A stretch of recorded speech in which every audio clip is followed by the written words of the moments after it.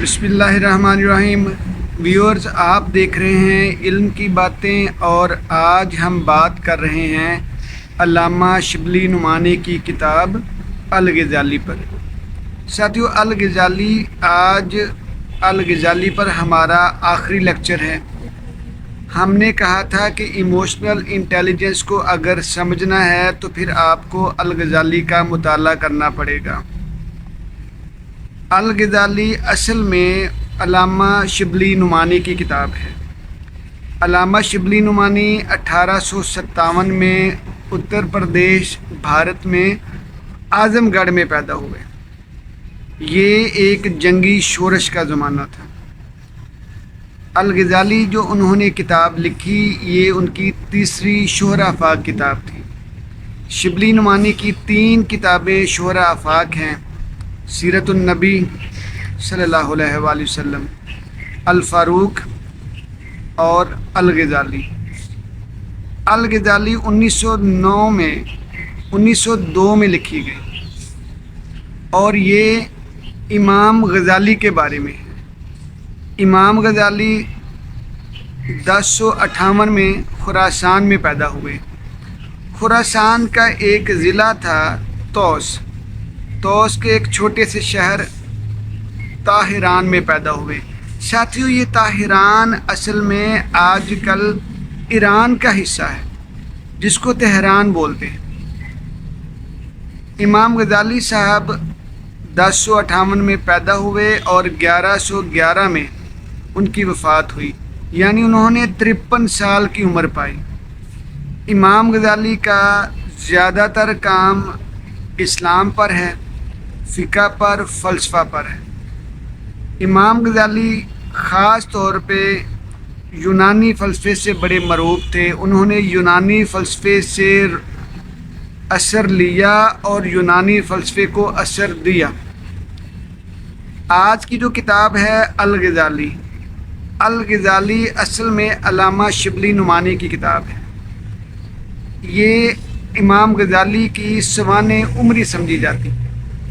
जब अल-ग़ज़ाली को पढ़ते हैं तो साथियों, आपको ये लगता है कि जैसे आप आज के दौर के अपनी दौर की बातें कर रहे हैं, आप अपने दौर की चीज़ें पढ़ रहे हैं।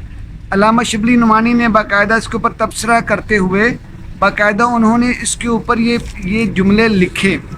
अगर आप अल-ग़ज़ाली पाकिस्तान टाइम्स प्रेस लाहौर इसकी तबात वाली किताब दें, मुझे ये छोटी किताब मिल गई थी, ये बड़ी कमाल किस्म की है।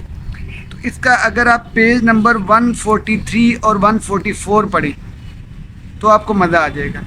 मैं ज़रा आपके सामने 143 और 144 पढ़ देता हूँ। उसका एक पैराग्राफ तो इंतहाई मज़ेदार है, आपको समझ में आएगा इंशाल्लाह। 144 में वो कहते हैं, 143 में कहते इमाम साहब ने जो कुछ लिखा है, ये अब मैं तबसरा देख रहा हूँ, बोल रहा हूँ आपके सामने। कहते इमाम साहब ने जो कुछ लिखा है, हमारे ज़माने से इसको मुताबिक करो तो गुमान होगा कि इसी ज़माने को देख कर लिखा गया है। तमाम हिंदुस्तान में नहायत छोटे छोटे इख्तलाफात मजहबी पर निज़ाएं कायम हैं। फ़रीक़ैन के उलमा एक दूसरे की तकफ़ीर व तफ़सीक करते हैं। तसनीफ़ात में गालियों की भरमार है। मुकदमात दायर होते हैं, लंदन तक जाने की नौबत पहुंचती है। और फिर दोनों फ़रीक़ के उलमा समझते हैं कि जो कुछ किया जा रहा है नुसरत दीन, हमायत मज़हब और अहकाक हक़ के लिए किया जा रहा है। साथियों, ये वाला जो तबसरा है, ये शिबली नुमानी के अल्फाज हैं इमाम ग़ज़ाली के बारे में, उनकी तहरीरों के बारे में। और ये देखिए, ये कितने सादक आते हैं आज के दौर, ठीक है, कितने सच साबित होते हैं आज के हालात के ऊपर। इसी तरह अगर आप इसी किताब का पेज नंबर 126 और 125 से शुरू करें, जिसका उन्वान उन्होंने दिया है अहिया उल उलूम का फ़लसफ़ा इख़लाक़, तो साथियों आपको मज़ा आ जाएगा। सबसे पहले हम यूनानी लोगों की बात करते हैं। यूनानी फ़िलासफ़र ये समझते आए हैं कि इंसान बद इख़लाक़ पैदा हुआ है, ठीक, इंसान बद इख़लाक़ वाक़ हुआ है। इसको अगर हम जोड़ लें अपने द फर्स्ट اٹرنل سن کے ساتھ جو حضرت آدم علیہ السلام کے ساتھ جوڑا جاتا ہے.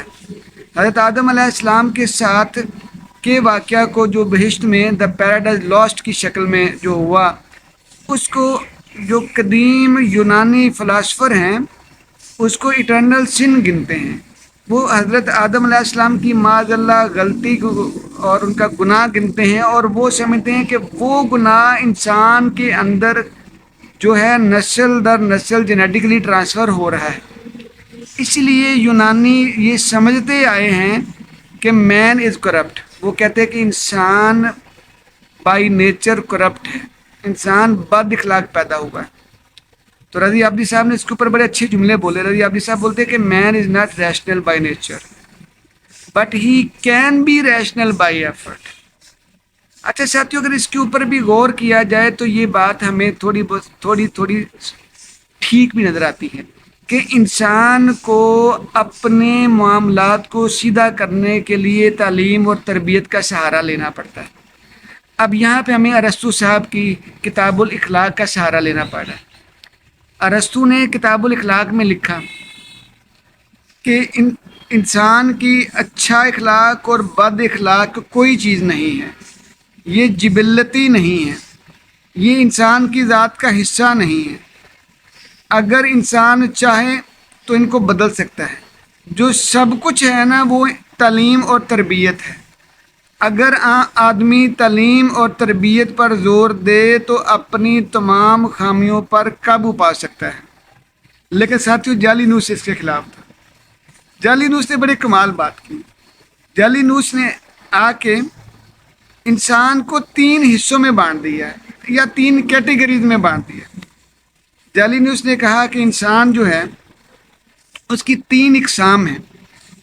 پہلی قسم کے لوگ ہوتے ہیں وہ نیک طبع، وہ طبع نیک ہوتے ہیں، ان کو حالات میسر آئیں یا نہ آئیں وہ نیکی والے ہوتے ہیں.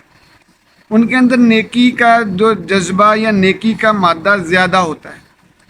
اس کے برعکس کچھ لوگ ایسے ہوتے ہیں جن کو جیسے مرضی حالات میں رکھا جائے، وہ شریر ہیں تو شریر ہی رہیں گے، وہ ظالم ہیں تو ظالم ہی رہیں گے، وہ بد اخلاق ہیں تو بد اخلاق ہی رہیں گے.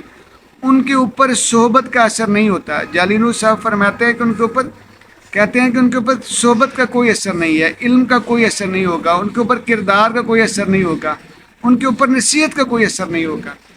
اچھا، ان کے کہتے ہیں 2 کیٹیگریز کے درمیان میں ایک تیسری قسم انسانوں کی ہے جو بین چلتے ہیں. اگر ان کو حالات میسر آ جائیں تو وہ نیکی کر لیتے ہیں، اگر حالات میسر نہ آئیں تو وہ بدی میں مبتلا ہو جاتے ہیں. ٹھیک ہے، تو جالینوس ایسے لوگوں کو پسند کرتا ہے جو اعتدال میں رہتے ہیں. جالینوس کہتا ہے کہ ان کی اگر تعلیم و تربیت کی جائے، ان کے اوپر کام کیا جائے تو یہ اصل میں صحیح انسان، یہ صحیح قسم کے انسان یہ. ٹھیک ساتھیوں، تو یہ تھا الغزالی کی کچھ باتیں. الغزالی کی کچھ باتوں میں سے میں کچھ اور پڑھ دیتا ہوں جو آپ کو مزہ آئے گا. الغزالی کی کتاب میں لکھا ہے کہ وہ خلقی اقسام کے بارے میں بیان کیا ہے. ساتھیوں کہتے ہیں کہ خوش خلقی کی 3 بنیادیں: علم، غضب اور شہوت. علم جو ہے وہ حکمت کو پیدا کرتا ہے، اور یہ بہت کمال بات ہے. جب بھی علم اعتدال میں رکھا جائے گا، علم کو کی قوت کو اگر اعتدال بخشا جائے گا تو اس سے حکمت پھوٹے گی، کمال درجے کی حکمت پھوٹے گی. ٹھیک، لیکن اس کے برعکس اگر علم کو کمال نہ دیا جائے، علم میں کمال نہ ہو تو اس کے اندر اس سے نیگیٹیوٹی پھوٹتی ہے. دوسری بات جو خوش خلقی کی ہے، دوسری بنیاد، وہ ہے غضب. ساتھیو غضب کو جو امام غزالی نے 2 چیزیں اس میں دی ہیں. اس نے کہا کہ افراط اور تفرید پائی جاتی ہے. اگر غصے میں افراط اور تفرید کو نکال دیا جائے، اگر غصے کو جو ہے کنسٹرکٹیو اور ڈسٹرکٹیو دونوں چیزوں سے علیحدہ کر دیا جائے، اگر غضب کو افراط اور تفرید سے بالا تر کر دیا جائے، مبرہ کر دیا جائے، تو اس سے شجاعت جنم لیتی، اس سے دلیری جنم لیتی ہے، اس سے بہادری جنم لیتی ہے. ٹھیک، اور تیسری بات ہے شہوت کی. ساتھ شہوت انسان کا خاصہ ہے، یہ انسان کی قوت ہے، لیکن اگر اس کو کمال درجے کی اعتدال دیں، کمال درجے کا کنٹرول دیں، کمال درجے کا میانہ روی میں اس کو رکھا جائے تو ساتھیوں اس سے عفت بنتی ہے، اور یہ بہت کمال چیز ہے۔ اور عفت سے آگے بہت ساری خوش اخلاقی کی مزید شاخیں نکلتی ہیں، تو امام غزالی نے ہر شاخ کی مزید تفصیل بیان کی۔ ساتھیوں، اگر ہم نے کہا تھا کہ ایموشنل انٹیلیجنس کو سمجھنا ہے تو آپ کو الغزالی کو پڑھنا پڑے گا۔ ساتھیوں، اگر آپ یہ چاہتے ہیں کہ ایموشنل انٹیلیجنس کو سمجھے، اپنے آپ کو سمجھیں، تو پھر الغزالی کو آپ کو پڑھنا آپ پہ فرض ہو گیا، کیونکہ انہوں نے امام غزالی نے اس میں اتنی ڈیٹیل کے ساتھ غیبت کے اوپر بات کی ہے، رشک کے اوپر بات کی ہے، حسد کے اوپر بات کی ہے، علماء کے اوپر بات کی ہے، اور خاص طور پہ علماء کی ریاکاریوں کے اوپر، ریاکاریوں کی اقسام بیان کی ہے۔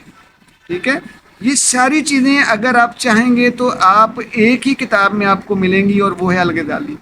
یہ بہت اچھی کتاب ہے ساتھیوں، میری آپ سے ریکویسٹ ہے کہ آپ اس کو لازمی دیکھیں، اس کو لازمی پڑھیں۔ یہ آپ کی بنیاد بنے گی اپنے آپ کو سمجھنے کی، اس معاشرے کو سمجھنے کی، اس ماحول کو سمجھنے کی، اور اس کے ساتھ ساتھ اپنے جذبات اور اپنے احساسات کو ترتیب لگانے کی۔ یہی ایموشنل انٹیلیجنس ہے۔ جی جزاک اللہ۔